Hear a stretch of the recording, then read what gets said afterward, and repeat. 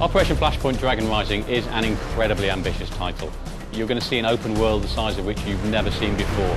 You're going to be able to interact with everything that's in that world. It was an incredibly difficult game to develop. Some of the technology that we're using here is unique. Our streaming technology is unsurpassed. Visual effects are very important in Operation Flashpoint. The main reason is because we want to really get across the violence and awe that modern ordnance creates.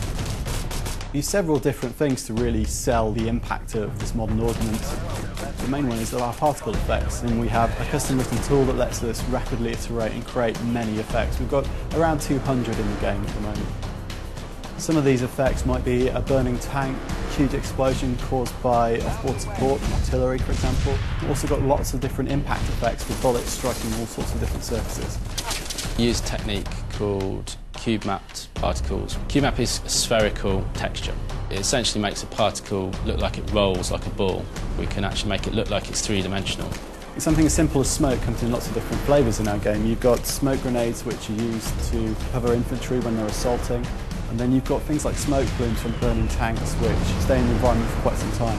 In Flashpoint, smoke can obscure various different targets, including yourself. This is great for stopping laser rangefinders as well.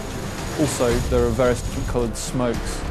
This is something that people will be able to use to designate targets and things in co-op play. Smoke's also used tactically. In a tank you can launch smoke shells and basically create a mask for enemy lasers, so it's harder to shoot the tank using a modern weapon system. Of course, we've modelled things like thermal vision systems. Certain vehicles have thermal scopes, so you can actually see through smoke and see heat signatures of vehicles and enemy the other side. As well as time of day varying as you play, weather can be dynamically changing as you're playing a mission, so you will have fog rolling in and affecting your view distance, maybe requiring you to switch to thermal vision whilst you're playing a mission, and it can fundamentally change the approach you're going to take to attack an enemy. To really sell the experience of being an infantryman and on the floor and getting shot at, we couldn't just use visual impacts on the ground. It wasn't enough. It didn't really sell the immediacy of actually getting shot at. So we came up with a screen effect system. When you're shooting something nearby, you get the effect of things hitting you, like kind of dust or water or blood splattering on the camp. The grime of war is just hitting you. If you get shot, there's a visual effect on the character that shows blood, and it starts off as a small patch and then spreads slowly across the body.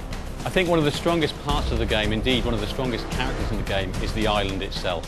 The environment, the lighting, the time of day, the foliage, the whole thing. It's a massive area, and it's a size that you've never seen before on a console. You can strip the scene down to a basic surface and light that surface on its own, and that's quite straightforward to do. So we start with deferred lights, then we add ambient light with occlusion and directional lighting, followed by surface diffuse and atmospherics.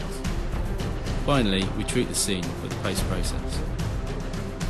All these layers combined help to create the immersive experience of Operation Flashpoint Dragon Rising. All our vegetation on the island is based on what actually grows there in real life on the Sakhalin Island belt. We've got over 30 different types of vegetation, 8 different types of forests. They all combine in Skira to make a really unique play environment. So you've got the very barren, bare hills on the highlands compared to the very lush valleys lower down. The grass and plants are all placed using a procedural system that executes in real time as you wander around the island. This environment, this level of realism, this atmosphere that we generate will bring you closer to war than you've ever been.